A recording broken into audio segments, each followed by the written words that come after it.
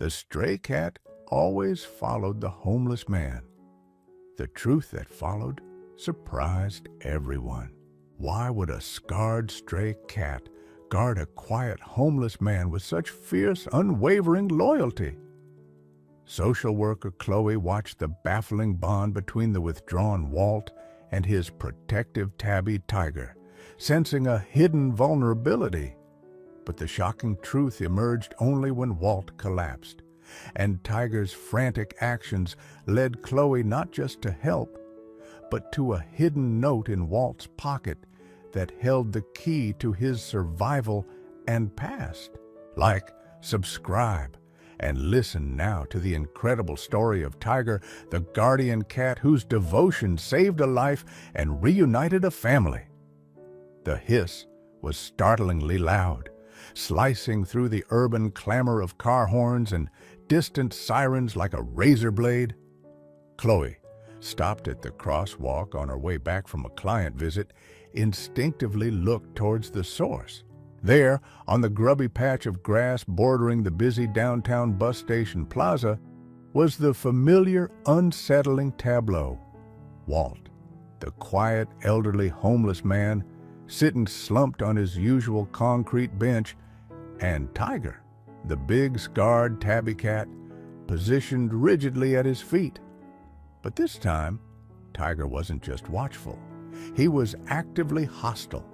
His ears were flat against his skull, his body coiled like a spring, and the fur along his spine stood erect. The target of his fury was a young man in a business suit who had apparently strayed too close, perhaps cutting across the grass to save a few steps. The man froze, startled by the feline fury suddenly directed his way. Tiger hissed again, a low, guttural sound rumbling deep in his chest, and took a single, menacing step forward. The young man, clearly unnerved, muttered an apology Walt probably didn't even hear, and hastily rerouted himself back to the pavement, casting wary glances over his shoulder. Tiger watched him go, the tension slowly ebbing from his posture, but his eyes remaining narrowed and suspicious. He then turned, nudged Walt's ankle briefly with his head, a gesture too quick and subtle for most to notice, before settling back down at his feet, resuming his vigilant watch. Chloe let out a breath she hadn't realized she was holding. She'd seen Tiger act defensively before, chasing off pigeons or growling at stray dogs that ventured too near, but this felt different. This was targeted, intense, almost like a bodyguard protecting a high-value client. It wasn't normal stray cat behavior, not even for a tough city tomcat. What was it about Walt, the frail, seemingly detached man who barely spoke, that inspired such fierce, almost personal protection from this battle-scarred feline? There was a story here. Chloe felt it deep in her gut, a vulnerability hidden beneath Walt's quiet exterior that the cat somehow sensed and was determined to shield from the world. The sheer intensity of the cat's reaction wasn't just peculiar, it felt like a warning sign. Ignoring it, she realized with growing unease, was no longer an option. She had to understand. She had to find a way past the furry guardian and reach the man he so fiercely protected. Walt was a fixture in this part of Riverbend, a sprawling, indifferent American city. Every day, weather permitting, he occupied the same concrete bench near the bus station, a transient landmark amidst the constant flow of commuters and fellow street dwellers. He looked to be in his late 60s or early 70s, his face deeply lined beneath a fringe of untidy gray hair, his clothes worn but reasonably clean.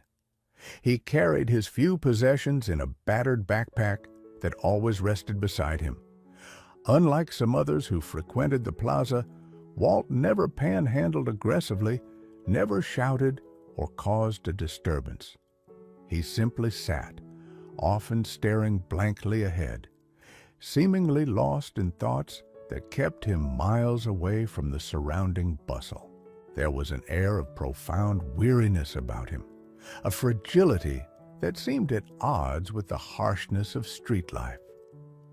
Chloe, an outreach social worker for a local nonprofit agency, had first noticed Walt several months ago during her regular rounds. Her job was to connect individuals experiencing homelessness with resources, shelters, food banks, medical clinics, counseling services. She carried pamphlets, hygiene kits, bus tokens, and a seemingly inexhaustible supply of patient optimism, though the latter was often tested. Walt was one of her most challenging and worrying cases. He wasn't hostile, just unresponsive.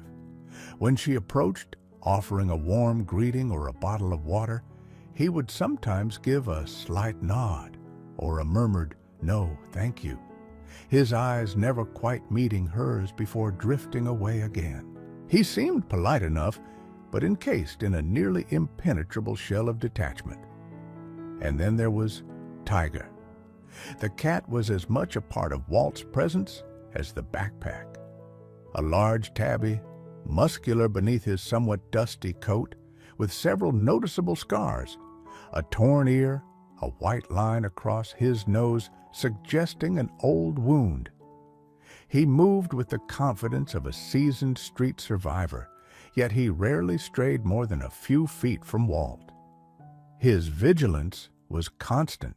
He'd scan the crowd, track passing dogs with narrowed eyes, and always seemed aware of anyone approaching Walt. His suspicion of Chloe was palpable. While he tolerated her presence from a distance, if she lingered too long near the bench trying to engage Walt in conversation, Tiger would often rise slowly, position himself subtly between her and Walt, and fix her with an unblinking, unnerving stare, sometimes accompanied by that low, warning growl deep in his chest. It was clear access to Walt required passage through his feline protector, and Tiger wasn't granting any clearances. Chloe had tried everything she could think of, different times of day, offering specific items she thought Walt might need: new socks, a warm hat in winter, leaving resource cards near the bench when he wasn't looking. Nothing seemed to penetrate Walt's reserve, and Tiger's silent guarding never wavered. Other outreach workers had shared similar experiences. Walt was known but unreachable, a quiet enigma with a fierce feline shadow. The incident Chloe had just witnessed, Tiger's aggressive defense against the businessman, shifted her perspective. It wasn't just passive loyalty, it was active protection. The intensity suggested a perceived threat or vulnerability that perhaps only the cat could sense. This realization became Chloe's inciting incident. Standard outreach wasn't working. She couldn't simply leave Walt to fade further into the background, especially with his silent guardian hinting at unseen risks. Driven by a growing sense of professional duty and genuine human concern, she resolved to redouble her efforts, to find some way to understand Walt's situation and offer meaningful help, even if it meant figuring out how to get past the city's most intimidating stray cat. Over the next few weeks, Chloe made Walt and Tiger a priority on her daily route. Armed with fresh resolve, she varied her tactics. One morning, seeing Walt shiver slightly despite the warming spring air, she approached, holding out a new, thick pair of wool socks still in their packaging. "Morning, Walt," she said gently. "Thought these might come in handy. Gets chilly sitting out here." Walt looked at the socks, then at her face, a flicker of something unreadable in his eyes. before shaking his head almost imperceptibly and turning his gaze back towards the street. Tiger, predictably, watched the exchange from his spot near Walt's feet, emitting a low growl that vibrated the air. Chloe sighed inwardly and left the socks on the bench beside him, retreating slowly. Later, she saw the socks were gone, though whether Walt took them or someone else did, she couldn't know. Another day, during a sudden downpour, she found Walt huddled under the meager shelter of the bus stop awning, Tiger pressed tightly against his legs, fur slick with rain. Chloe offered Walt a folded emergency poncho from her backpack. This time, he actually took it, unfolding it slowly and draping it over himself and partially over the cat, murmuring a quiet thanks without looking up. It felt like a minuscule breakthrough, but Tiger still eyed her with deep suspicion as she backed away. She tried simple, non-demanding conversation. "Busy day at the station today," she might comment, standing a respectful distance away. Or, "That cat of yours certainly keeps a close eye on things." Sometimes Walt would grunt non-committally. Mostly, he remained silent. Tiger, however, always seemed to react to her voice, his ears swiveling, his body tensing slightly until she moved on. It was like trying to penetrate a fortress with a two-layer defense system. Walt's impenetrable silence and Tiger's overt vigilance. Complications arose. A city council member started talking publicly about cleaning up the downtown area, which usually translated into stricter enforcement of loitering ordinances and periodic sweeps that could displace people like Walt, separating them from their routines and meager support systems, let alone their animal companions. Chloe worried that any official intervention might traumatize Walt further and almost certainly mean separation from Tiger, which felt unthinkable given their bond. She also heard from a colleague about another agency's attempt to place Walt in a temporary shelter months ago. He had apparently walked out after less than a day, reappearing back at his usual bench, with Tiger miraculously finding him again shortly after. He clearly resisted conventional help. The weather turned hot and humid as summer approached. Chloe noticed Walt seemed more lethargic, sometimes appearing flushed or confused. She made sure to offer him cold water bottles frequently, which he usually accepted now with a brief nod. Tiger, too, seemed affected by the heat, panting lightly in the shade beneath the bench, but his guard never dropped. He'd still lift his head and watch intently whenever Chloe or anyone else lingered nearby. One particularly sweltering afternoon, Chloe saw another homeless individual, someone known for occasionally being disruptive, approach Walt and start talking loudly, gesturing emphatically.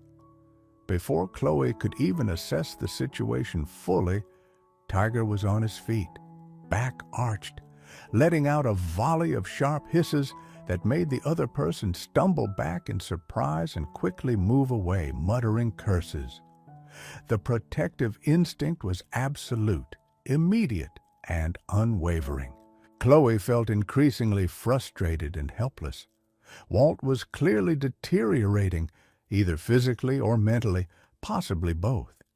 Yet he remained resistant to help, shielded by his own withdrawal and the fierce loyalty of his feline guardian. Time felt like it was running out. She couldn't force him into services, but she couldn't shake the feeling that a crisis was looming, a crisis that perhaps only Tiger truly sensed was imminent. Her concern deepened into a heavy weight of foreboding as the summer days grew hotter, and Walt seemed to retreat further into himself, watched over constantly, by his vigilant, scarred tabby cat. The crisis Chloe had feared arrived on a brutally hot Thursday afternoon in late July. The city asphalt shimmered with heat waves, and the air hung thick and still, heavy with exhaust fumes and the general oppressive weight of a heat advisory. Chloe was finishing her rounds later than usual, delayed by a complicated case across town. As she approached the bus station plaza, heading towards her own bus stop, her eyes immediately sought out Walt's familiar figure on the concrete bench. He was there, but something was wrong. Terribly wrong. He wasn't sitting slumped in his usual detached manner. He was lying awkwardly on his side on the bench, partially slid onto the grimy pavement below, completely still. His backpack lay beside him as always, but Walt himself looked unnervingly inert. Chloe's heart leaped into her throat. "Walt!" she called out, breaking into a run, dropping her own bag unceremoniously on the sidewalk. A couple of people nearby glanced over, then quickly looked away, perhaps assuming he was just asleep or drunk, the casual indifference of the city towards its struggling residents. But Tiger knew better. The cat wasn't calmly resting at Walt's feet. He was utterly frantic. He ran in tight circles around Walt's prone form, letting out loud, distressed yowls that were completely different from his usual warning growls or hisses. These were cries of sheer panic and desperation. As Chloe rushed closer, Tiger saw her. Instead of his usual suspicion, his reaction was immediate and focused. He ran directly towards her, meowing urgently, then darted back to Walt, then back towards her again, a clear, desperate plea for help. "Oh my God, Walt!" Chloe reached the bench, dropping to her knees beside him. She gently touched his shoulder. He didn't respond. His skin felt clammy despite the heat, and his breathing was shallow, almost imperceptible. "Walt, can you hear me?" No response. This was it. The turning point. All her previous frustrations, her gentle outreach attempts, her ethical debates about intervention, they evaporated in the face of this immediate medical emergency. Her training kicked in. Check airway, breathing, circulation, assess responsiveness, call for help. She fumbled for her phone to dial 911, her fingers slick with sweat and trembling slightly. But Tiger wasn't just meowing randomly anymore. As Chloe leaned over Walt, the cat did something incredibly specific. He pushed past her arm, reached Walt's chest area, and began insistently nudging and pawing at the breast pocket of Walt's worn, faded denim jacket. He even tried to hook a claw into the fabric, pulling gently but persistently. "Tiger, stop it!" Chloe initially reacted with annoyance, trying to push the cat away gently while focusing on dialing 911. "I need to help him." But the cat wouldn't stop. He dodged her hand and went right back to the pocket, meowing louder now, looking from the pocket to Chloe's face with an almost unbearable intensity. It wasn't just random panic. It felt directed, purposeful. Amidst the adrenaline and worry, a flicker of understanding sparked in Chloe's mind. The cat wasn't hindering her. He was trying to tell her something. He wanted her to look in that specific pocket. Hesitating for only a second, trusting an instinct she couldn't explain, Chloe put her phone on speaker beside her on the pavement as the 911 dispatcher answered, and quickly reached into the jacket pocket Tiger was so fixated upon. Her fingers brushed against a few loose coins, a crumpled tissue, and then something else. A worn leather wallet, and tucked behind it a plastic card and a small folded piece of paper. This had to be what Tiger was after. This had to be important. The game had changed entirely. The cat wasn't just a guardian. He might hold the key to saving Walt's life. 911, what is your emergency? The dispatcher's voice crackled from Chloe's phone speaker, calm and professional amidst the surrounding city noise, and Tiger's continued, though slightly less frantic, meows now that Chloe was investigating the pocket. I need an ambulance at the Riverbend Bus Station Plaza, corner of 5th and Main, Chloe said quickly, her voice tight with urgency as she pulled the items from Walt's pocket. I have an elderly homeless man, unresponsive, possible heat stroke or collapse. Okay, ma'am. Help is on the way. Is he breathing? Yes, shallowly, Chloe confirmed, her eyes scanning the items in her hand. The wallet was old, cracked leather. The plastic card looked like a standard ID, faded and worn. But it was the small folded piece of paper tucked securely behind the ID that drew her attention. Tiger nudged her hand again, meowing softly as if to say, "That's it?" Chloe carefully unfolded the paper while keeping an eye on Walt's breathing. It was slightly grimy, creased from being folded many times, but the writing, in neat block letters, was still legible. Her eyes widened as she read. Medical alert.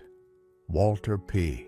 Kowalski condition, congestive heart failure, CHF, diabetes type 2, medications, digoxin, furosemide, metformin, C wallet card, allergies, penicillin in case of emergency, contact, daughter, Laura Miller, phone number listed, address in Oregon.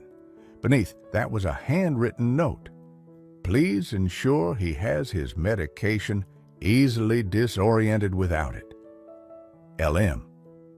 Chloe's breath hitched. Congestive heart failure, diabetes. This wasn't just heat stroke. Walt had serious underlying conditions that could easily turn fatal without prompt, correct treatment. And the disorientation, it explained so much about his withdrawn behavior. He wasn't just detached. He might often be genuinely confused, unable to advocate for himself. Ma'am, are you still there? The dispatcher prompted. Yes, sorry, Chloe stammered, relaying the crucial information immediately. I just found a medical alert note. His name is Walter Kowalski.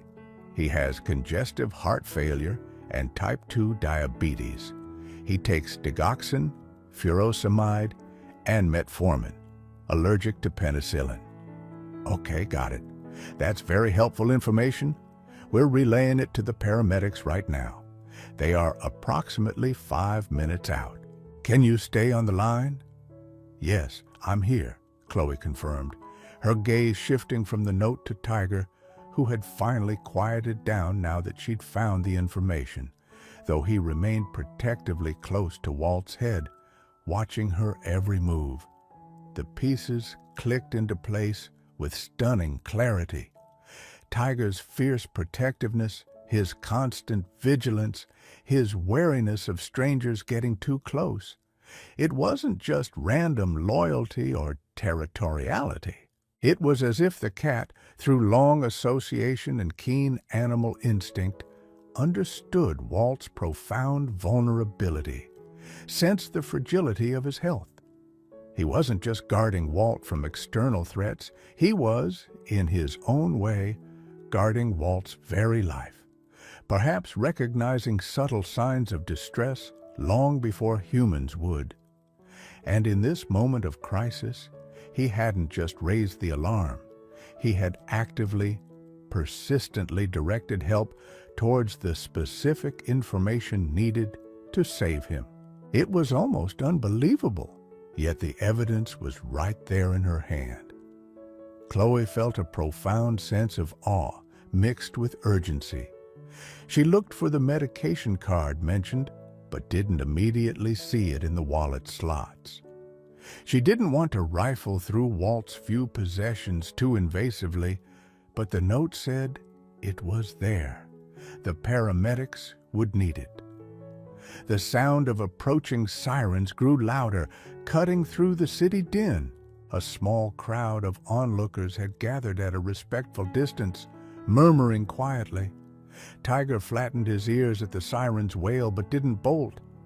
He pressed closer to Walt's still form, a low growl rumbling again, this time directed at the approaching noise and flashing lights. "It's okay, Tiger," Chloe said softly, hoping to reassure him. "Help is here. They're going to help Walt." The ambulance pulled up to the curb, lights flashing, doors opening. 2 paramedics jumped out, carrying their equipment, their movements swift and practiced. The climax of the situation was here, getting Walt the immediate medical care he desperately needed, armed with the knowledge that Tiger, the silent guardian, had inexplicably helped them uncover just in the nick of time. The stakes couldn't be higher. Climax. "What have we got?" the lead paramedic asked, kneeling beside Chloe as his partner started checking Walt's vitals. Chloe quickly summarized: "Elderly male, unresponsive, found collapsed. Name is Walter Kowalski. History of CHF and type 2 diabetes, takes digoxin, furosemide, metformin, allergic to penicillin. Found this medical note in his pocket." She held out the paper. The paramedic scanned it quickly. "Okay, good work. That helps immensely." He relayed the info to his partner, who was already attaching monitoring equipment. Tiger hissed loudly at the paramedic's proximity, flattening himself protectively over Walt's chest for a moment, before Chloe gently coaxed him back. "Easy, Tiger, they're helping," she murmured.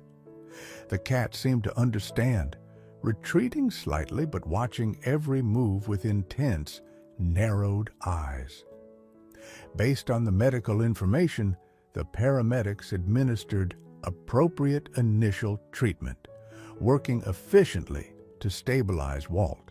They found the laminated medication card tucked deep within the wallet, confirming dosages. Within minutes, they had Walt secured on a gurney, oxygen mask in place, ready for transport. As they lifted the gurney towards the ambulance, Tiger made a desperate leap, trying to follow, letting out a heart-wrenching yowl. The second paramedic gently but firmly blocked him. "Sorry, buddy, you can't come," he said softly, before closing the ambulance doors. Tiger sat back on the pavement, looking utterly bereft, watching the ambulance pull away with flashing lights, its siren wailing until it faded into the city traffic. The immediate crisis was over.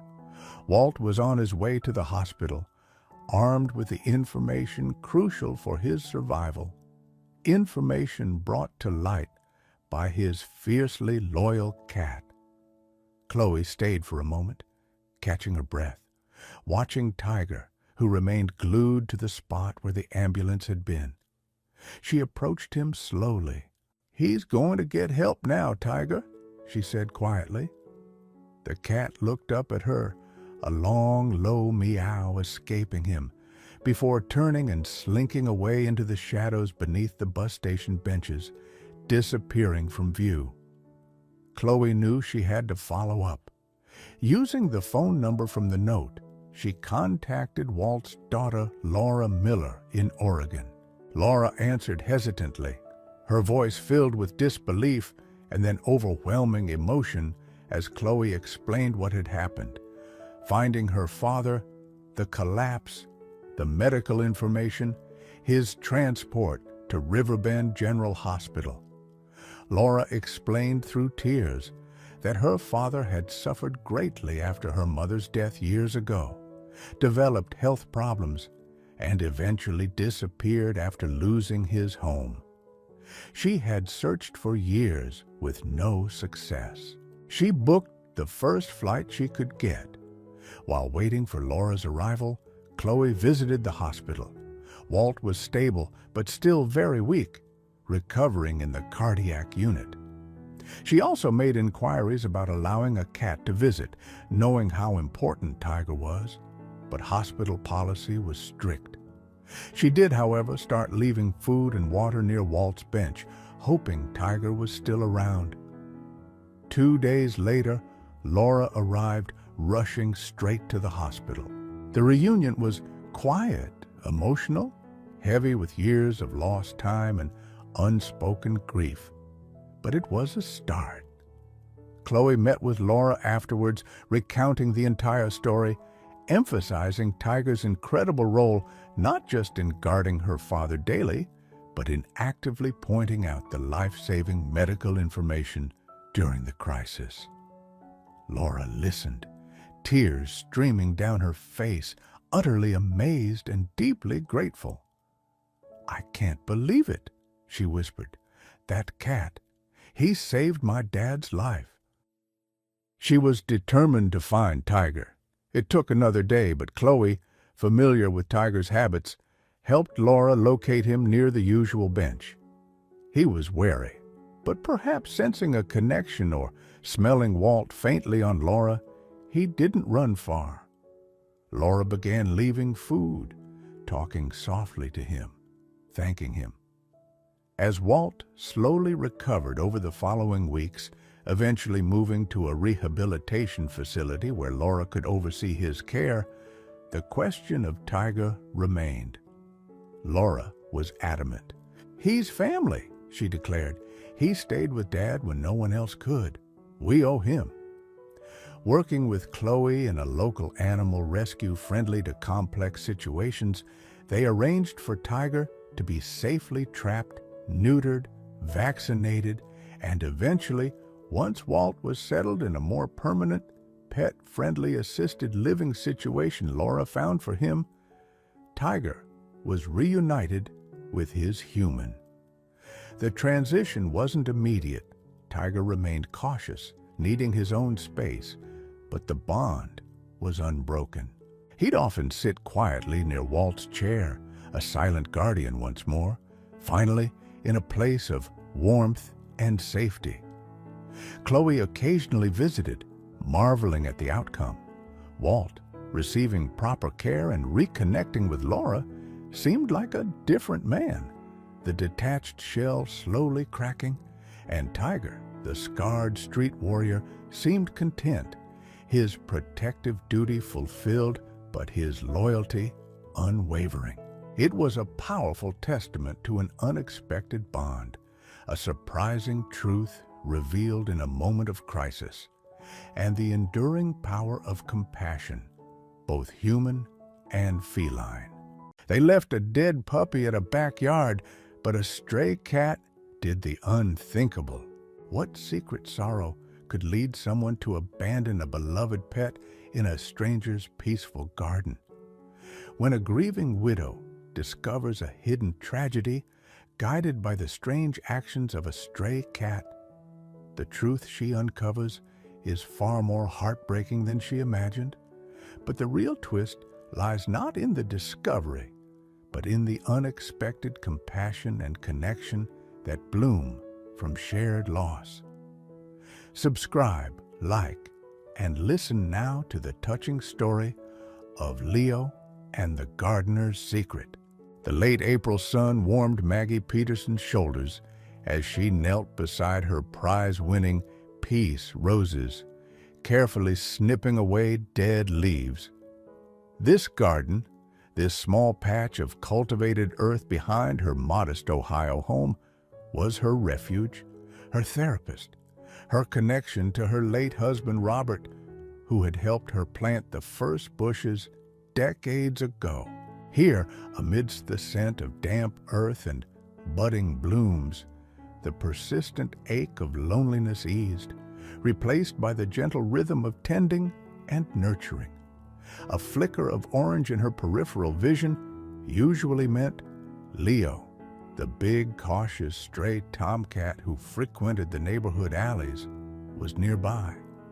He often watched her from the relative safety of the overgrown lilac hedge or the shadows beneath the blue spruce, a silent observer of her solitude. But today, the flicker wasn't fleeting. It was insistent. Maggie frowned, straightening up slowly, her knees protesting. Leo wasn't hiding. He was pacing back and forth near the base of the rose bushes she'd just been tending, his tail twitching agitatedly. He let out a low, guttural meow, a sound quite different from his usual silence. "What is it, Leo?" Maggie murmured, more to herself than the cat. He rarely allowed her close, usually melting away if she made direct eye contact. But now, Leo looked directly at her, meowed again, a short, sharp, urgent sound, and then dipped his head toward the dense foliage of the rose bushes. He took a few steps closer to them, then looked back at her expectantly. It wasn't aggression. It felt like an invitation, an alert. Unease prickled Maggie's skin. Had he cornered a rabbit? Was there a snake? She moved cautiously towards the roses, parting the thorny canes carefully with her gloved hands. Leo stayed put, watching her intently. The rich, loamy smell of the soil was suddenly overlaid with something else, something metallic and wrong. And then she saw it, nestled deep beneath the overlapping leaves, almost hidden against the dark earth. A small, still form, dark, matted fur, unmistakably a puppy, motionless, lifeless. Maggie gasped, stumbling back a step, her hand flying to her mouth. Bile rose in her throat. A dead puppy, here, in her garden, her sanctuary. Dumped like trash beneath her beloved roses, a wave of nausea, followed by a surge of hot, righteous anger, washed over her. Who could do such a thing, such a callous, cruel act? The peace of her garden felt shattered, violated.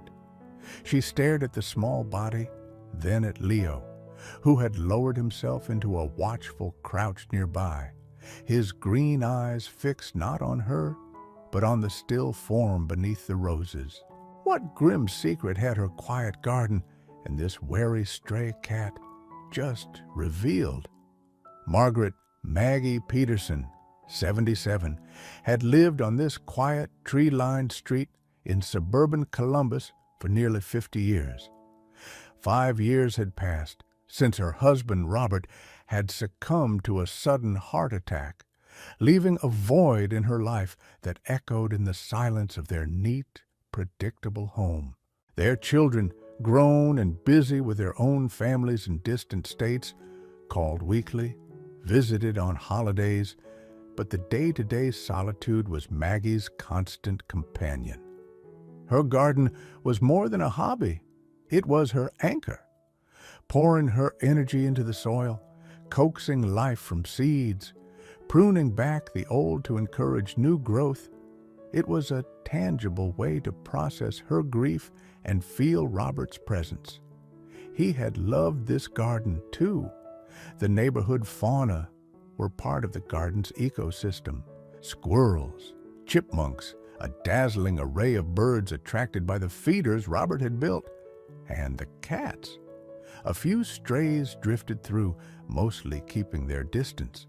Leo, the big orange tom with the slightly scarred nose and cautious green eyes, was the most regular visitor. Maggie guessed he was a few years old, a survivor who knew the neighborhood's routines. She never tried to tame him, respecting his wildness, but she often left out a small bowl of dry food or leftover chicken near the back steps after dark, a silent acknowledgement of his presence.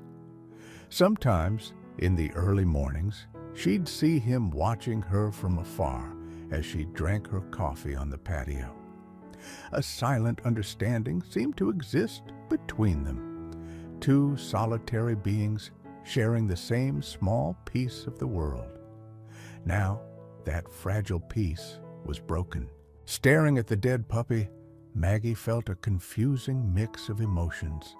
Deep sadness for the poor creature, its life cut short and discarded so disrespectfully. Anger, sharp and cold, at whoever was responsible for this violation of her sanctuary. And a strange, unsettling curiosity directed at Leo. He hadn't run. He remained nearby, a silent sentinel. As she watched, a bold blue jay swooped down, curious about the stillness beneath the roses. Before Maggie could react, Leo launched himself forward with surprising speed, a low growl rumbling in his chest, driving the bird away. He then returned to his vigil, settling down again a few feet from the puppy. Maggie knelt carefully, avoiding the thorns, her gaze drawn to the ground around the small body. The mulch and soil were slightly disturbed, pushed up in small mounds on one side, as if something had been digging or trying to cover the puppy up. Had Leo done that? The thought was bizarre, yet the evidence was there. A stray cat attempting a burial? It seemed impossible, yet strangely poignant. This observation shifted something in Maggie. The event wasn't just a senseless act of cruelty discovered by chance. The cat's behavior, the insistent meowing that drew her attention, the guarding against the blue jay, the disturbed earth suggesting an attempt to cover the body, added layers of complexity, of mystery. Leo wasn't just present, he seemed involved, invested in a way that defied her understanding of stray animals. Her inciting incident wasn't just the discovery itself, but the combination of the horror and Leo's inexplicable actions. She knew she had to call the city's animal control division to handle the situation properly and respectfully, but she also felt a deep, compelling need to stay, to watch, to wait, to understand not just who left the puppy, but why this cautious stray cat seemed to care so deeply. Her goal crystallized: address the immediate tragedy, but also observe Leo, seeking clues to the puzzle he represented. Maggie retreated to her patio steps, sinking onto the cool stone, the phone feeling heavy in her hand. She made the call to animal control, her voice trembling slightly as she explained the situation, omitting, for the moment, the cat's peculiar behavior. They assured her an officer would be dispatched as soon as possible, but it might take an hour or two depending on other calls. The waiting stretched under the increasingly bright morning sun. The garden, usually a source of calm, felt tense, holding its breath. Maggie sat, numbly watching the scene by the rose bushes. Leo remained steadfast. He didn't pace now, but sat in a low crouch, alert, his gaze sweeping the yard and the sky. He seemed oblivious to Maggie's presence on the steps, his entire being focused on his silent duty. Time crawled. Maggie found herself studying Leo more closely than she ever had before. She'd always seen him as just another stray part of the background scenery. Now, she noted the subtle intelligence in his watchful eyes, the way his ears swiveled independently, catching every sound, the slight tremor that ran through his body when a car door slammed down the street. He wasn't just a feral animal. He was a creature of complex instincts and perhaps sensitivities she hadn't imagined. Her anger at the unknown perpetrator still simmered, but it was now intertwined with a profound sadness.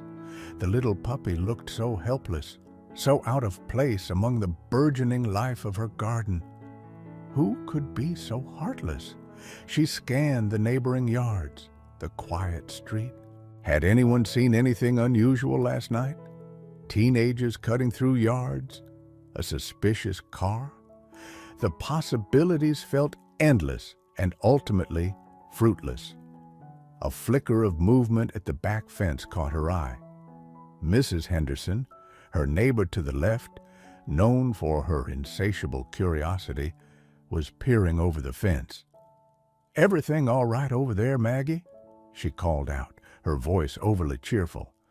"Saw you sitting out here looking rather glum." Maggie hesitated, not wanting to broadcast the grim discovery. "Just enjoying the morning, Carol," she replied noncommittally.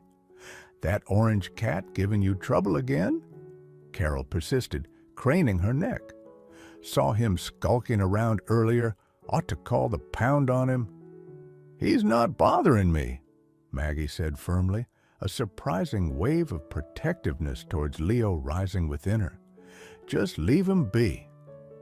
Carol looked slightly affronted, but retreated from the fence. The brief exchange solidified Maggie's shifting perspective. Right now, Leo felt less like a pest and more like an ally, a fellow witness to this quiet tragedy. She watched as Leo shifted position slightly.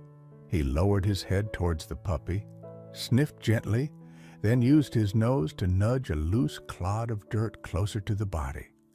He repeated the motion, a slow, deliberate effort to cover the small form. It was rudimentary, instinctive perhaps, but undeniably tender. Maggie felt tears prick her eyes. This stray, this survivor hardened by life on the streets, was showing more respect and compassion than whoever had abandoned the puppy here. Why? Did he know the puppy somehow? Unlikely. Was it simply an innate response to death, an urge to hide vulnerability? Or was it something more, a flicker of empathy? She didn't know, couldn't know, but watching him, she felt her own grief for Robert, her own loneliness, resonate with the quiet dignity of the cat's vigil.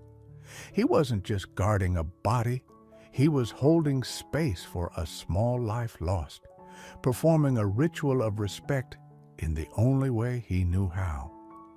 The anger she felt began to soften, overshadowed by a shared sense of sorrow and a deepening mystery surrounding the compassionate heart of a stray cat.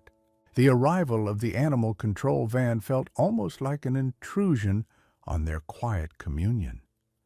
The animal control officer, a young woman named Maria Ramirez with a calm demeanor and kind eyes, listened patiently as Maggie explained the situation, pointing towards the rose bushes. Maggie found herself including the details about Leo's behavior, the alert, the guarding, the attempts to cover the puppy. "He hasn't left its side," Maggie finished, her voice quiet. Officer Ramirez nodded sympathetically. "It's unusual, definitely," she agreed, approaching the spot carefully. Leo tensed, but didn't run, merely flattening his ears slightly as the officer knelt down. Officer Ramirez examined the puppy gently. "Poor little thing," she murmured. "Looks like a young terrier mix. No obvious injuries. Maybe sick?" She carefully placed the puppy into a small, respectful carrier. "We'll take him back, check for a chip, though it's rare in cases like this. Thank you for calling us, Mrs. Peterson. It's good you found him before nature took its course." She gave Leo a curious glance as she stood up. "He really stayed here the whole time?" "The whole time," Maggie confirmed. "He wouldn't let the birds near." The officer shook her head slightly. "Animals can surprise you." She prepared to leave, offering Maggie information pamphlets on pet disposal and local shelters. Maggie thanked her, feeling a sense of closure mixed with lingering sadness. Just as Officer Ramirez reached the garden gate, a battered blue sedan that Maggie didn't recognize pulled over abruptly down the street. The driver's side door opened, and a young girl, looking no older than 15 or 16, slowly got out. She stood by the car for a long moment, twisting her hands nervously, her face pale and tear-streaked. Then, taking a deep breath, she started walking hesitantly towards Maggie's house. Maggie and Officer Ramirez exchanged a look. The girl stopped at the end of the driveway, her shoulders slumped. "Excuse me," she began, her voice trembling, barely above a whisper. "Mrs., I saw the van. Is it about the puppy?" Maggie's breath caught. Officer Ramirez paused, her hand on the gate latch. "What do you know about a puppy, young lady?" the officer asked gently but firmly. Tears welled up in the girl's eyes and spilled down her cheeks. He was mine," she choked out. "His name was Buddy. He got sick, really fast. The vet said there was nothing they could do. He died in my arms last night." She sobbed, struggling to continue. "I didn't know what to do. My parents, they'd be so mad I got him without asking properly, and I didn't have money for anything else. I just panicked. I saw your yard. It looked so peaceful, like a nice place. So late last night, I put him under the bushes. I thought it was better than just throwing him away. I'm so sorry. I was just so sad and scared." The confession hung in the air, raw and heartbreaking. The narrative shattered and reformed instantly. This wasn't callous cruelty. It was panicked grief, adolescent fear, and a terribly misguided attempt to find a respectful resting place. Maggie looked at the girl, Sarah, she learned her name was, and saw not a delinquent, but a heartbroken child overwhelmed by loss and fear. All the anger Maggie had felt evaporated, replaced by a wave of profound empathy. She remembered the gut-wrenching pain of losing Robert, the feeling of being adrift and alone. "Oh, honey," Maggie said softly, stepping forward, instinctively wanting to comfort her. Officer Ramirez observed quietly, her expression softening. This wasn't a case for enforcement, but for compassion. Maggie's decision was instantaneous. She wouldn't lecture, wouldn't condemn. She would offer understanding. "Come here," she said gently to Sarah. "This moment, this choice to meet grief with empathy instead of anger, marked the turning point. The focus shifted from the mystery of the act to the shared human and perhaps feline experience of loss, and the unexpected ways kindness could manifest." Leo, still watching from under the spruce tree, seemed to relax slightly, as if sensing the shift in the emotional atmosphere. Maggie led Sarah gently towards the patio chairs, away from the immediate scene by the roses. Officer Ramirez spoke quietly with Sarah for a few minutes, confirming the details, taking contact information, but her tone was reassuring rather than accusatory. She explained the procedures for handling Buddy's remains respectfully and offered contact information for pet loss support resources. There would be no official report beyond documenting the finding. With a final sympathetic glance towards Maggie and Sarah, the officer left. Sarah sat hunched in the patio chair, fresh tears streaming down her face. "I'm so sorry," she repeated. "I shouldn't have done it. It was stupid. I just loved him so much, and I didn't know what else to do." "I know you loved him," Maggie said softly, sitting beside her. "Losing someone you love, it makes you do things you wouldn't normally do. It hurts so much, you can't think straight sometimes." Maggie found herself talking about Robert, about the garden, about how tending to living things helped her cope with loss. She didn't pry into Sarah's situation with her parents, simply offered a safe space for her grief. They sat there for a long time, talking quietly. Sarah shared stories about Buddy, a rescue mutt with floppy ears and boundless energy, how he loved chasing squirrels, how quickly the illness had taken him. Maggie listened, offering tissues and quiet words of comfort. She learned Sarah's parents were out of town for the weekend, leaving the teenager feeling even more isolated in her sudden bereavement. Eventually, Sarah's breathing evened out. She looked around the garden, her gaze landing on Leo, who had crept closer and was now washing himself meticulously on a patch of sunny flagstone nearby. Is that your cat?" Sarah asked timidly. "No, he's just a neighbor." Maggie smiled sadly. "A stray. He was here when I found Buddy. He stayed right with him." Sarah looked at Leo with wide eyes.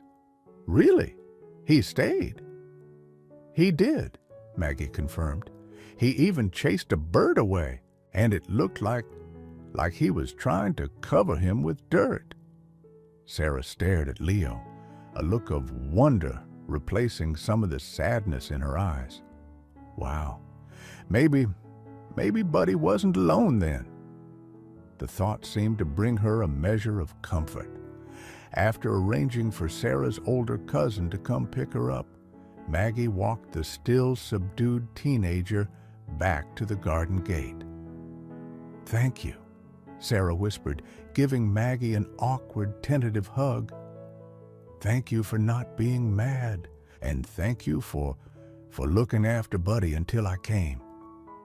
"You take care of yourself, dear," Maggie said warmly.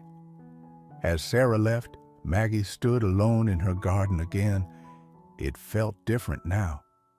The violation had been replaced by a shared sorrow, an unexpected connection. She looked over at Leo, who blinked slowly at her from his sunny spot.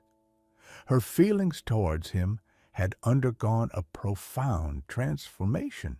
He wasn't just a stray she tolerated. He was a creature who had shown loyalty, empathy, and a quiet dignity in the face of death. He had guarded Buddy, alerted her, and in his own way, offered comfort. That evening, Maggie did something she hadn't done before. She put out a bowl of good quality cat food and a bowl of fresh water right by her back door, not hidden away near the hedge. She sat on the steps and waited quietly. After a few minutes of cautious observation from the shadows, Leo approached. He ate hungrily, occasionally glancing up at her, his usual wariness slightly lessened. He didn't run immediately after finishing, but sat nearby, grooming himself. Maggie started talking to him, her voice soft. "You were a good friend to that little pup today, Leo. A very good friend." He stopped grooming and looked at her, a long, steady gaze. It felt like the beginning of something new, a relationship shifting from tolerance to trust, built on the shared experience of that sad morning. The climax wouldn't be a dramatic event, but the quiet, deliberate steps these two solitary beings took towards accepting each other's presence and companionship. The days turned into weeks. Spring deepened into early summer, bringing waves of color and fragrance to Maggie's garden. Her interactions with Leo settled into a new tentative routine. Every morning and evening, she put out food and fresh water by the back door. Leo, initially hesitant, grew bolder, appearing reliably for his meals, no longer waiting for her to retreat inside before approaching the bowls. He started spending more time in the yard during the day, not just skulking in the shadows, but lounging under the shade of the maple tree or sunning himself on the warm patio stones, always keeping a respectful distance, but present. Maggie continued her gardening, finding solace in the familiar tasks, but now she often spoke to Leo as she worked, narrating her actions, sharing observations about the weather, or the progress of the blooms. He would watch her, his green eyes attentive, sometimes responding with a soft, almost inaudible chirp. The invisible barrier between them, built by his stray cat caution and her reserved grief, was slowly dissolving. The true climax of their evolving relationship came unexpectedly one warm afternoon. Maggie was sitting on her favorite weathered garden bench, sipping iced tea and reading, enjoying a quiet moment. Leo, who had been napping under a nearby hosta plant, woke up, stretched languidly, and then did something unprecedented. He walked directly over to the bench where Maggie sat. He didn't jump up, but stood beside it, looking up at her. He blinked slowly, then let out a soft, questioning meow, distinctly different from his usual mealtime calls or the distressed sounds he'd made that day by the roses. Maggie held her breath, afraid to move. This was the closest he had ever willingly come to her while she was sitting still. He leaned forward slightly, sniffing her outstretched hand where it rested on the bench. She remained perfectly still, her heart giving a hopeful thump. Then he gently, tentatively, rubbed the side of his head against her leg just once before settling down on the flagstones at her feet, tucking his paws beneath him and starting a low, rumbling purr. Tears welled in Maggie's eyes. It was such a small gesture, a brief rub, a quiet purr, but it felt monumental. It was an offering of trust and acceptance of her presence not just as a food source, but as a companion. She slowly reached down, her fingers trembling slightly, and gently stroked the soft fur on his head. He didn't flinch or pull away. He leaned into her touch slightly, his purr growing louder. In that quiet moment, amidst the roses and the sunshine, the final wall between the lonely widow and the wary stray crumbled, replaced by a silent, profound understanding. From that day forward, Maggie and Leo's companionship blossomed. He remained, fundamentally, an independent spirit, spending hours exploring the neighborhood or napping in secluded spots. He never became a demanding lap cat. But the fear was gone, replaced by a comfortable familiarity.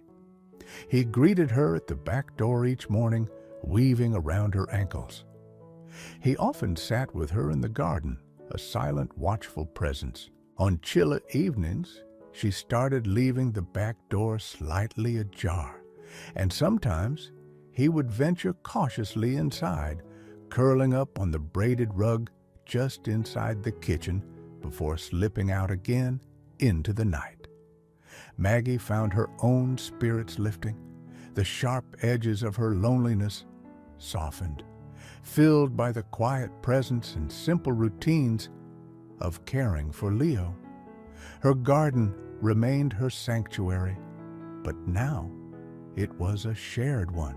She even started leaving a small photo of Robert tucked amongst the gardening tools in the shed, feeling his presence alongside Leo's. Sarah, the teenager, kept in touch. She visited Maggie occasionally, sometimes bringing flowers or offering to help with weeding. They talked about school, about life, about Buddy, finding mutual comfort in sharing their stories of loss and love. Sarah was fascinated by Leo, marveling at the bond he had formed with Maggie. The memory of the dead puppy remained, a sad footnote in the garden's history, but it was no longer solely a symbol of cruelty or violation. It had become a catalyst for empathy, for connection, for unexpected friendship. It reminded Maggie that even in the midst of sorrow, compassion could bloom in the most unexpected places, sometimes guided by the quiet wisdom of a stray orange cat. Her life was still quiet, but it wasn't empty. She had her memories, her vibrant garden, and Leo, her steadfast, green-eyed companion, a living testament to the surprising ways life finds to heal and connect.